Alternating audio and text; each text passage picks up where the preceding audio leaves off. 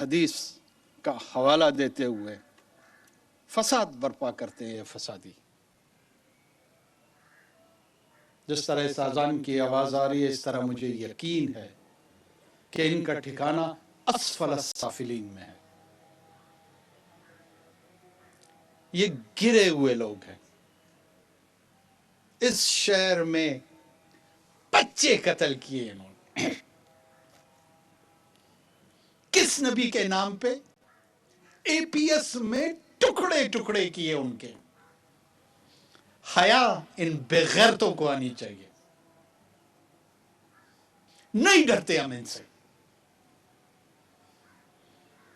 میں نے بخار سے بھی میرا انتقال ہونا ہے، میں نے مر جانا ہے، میں نے خود کو حملے میں بھی شاید مارا جانا ہے، وہ بھی جب اللہ کا حکم ہوگا. کسی کا باپ اس کے بغیر نہیں کر سکتا.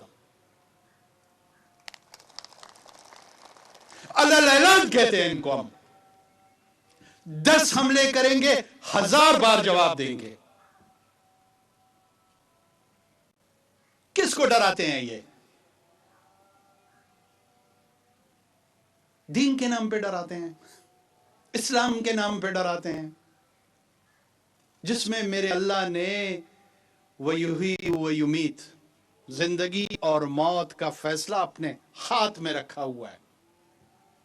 جس فیصلے کا حق میرے اللہ کا اختیار ہے، جو اس کے پاس ہے، اس کے اختیار سے ڈراتے ہیں مجھے. بہت سارے لوگ کہتے ہیں 20 دن بعد آپ نہیں ہوں گے، اتنی سخت باتیں نہ کریں. جب تک آخری سانس ہے اسی طرح کی باتیں کریں گے اور مزید شدت کے ساتھ کریں گے، مزید یقین کے ساتھ کریں گے، مزید جذبے کے ساتھ کریں گے.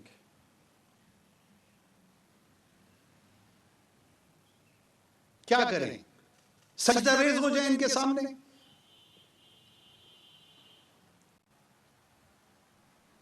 بزدل، بے غیرت، چھپے ہوئے ہیں، چھپ چھپ کے حملہ کرتے ہیں. بے غیرت ہیں. اگر ان میں غیرت اور حیا ہو یہ سامنے آ کے لڑیں گے. کبھی بھی سامنے آ کے نہیں لڑیں گے. نکلے نا باہر اپنے بلوں سے.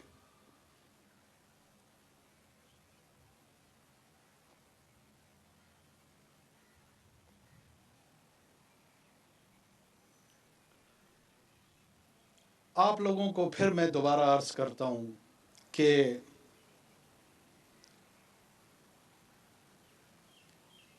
آپ اللہ اور اللہ کے نبی کی جو اقدار ہیں اس کے وارث ہیں.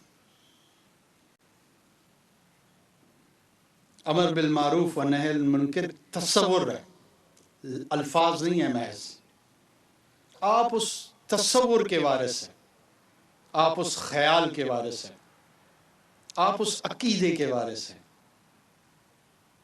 آپ میں سے جو جائے گا وہ جنت بری میں جائے گا، اور اس طرف سے جو بھی جائے گا وہ اسفل السافلین اس کا ٹھکانہ ہے. یاد رکھیں، یقین کے ساتھ میں آپ کو یہ بات کروں.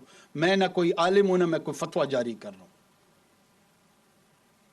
لیکن ہر انسان کو اللہ نے ایک حد میں یقین کا تحفہ ضرور عطا کیا ہوتا ہے. میں اس یقین کی بنیاد پہ یہ بات کر رہا ہوں.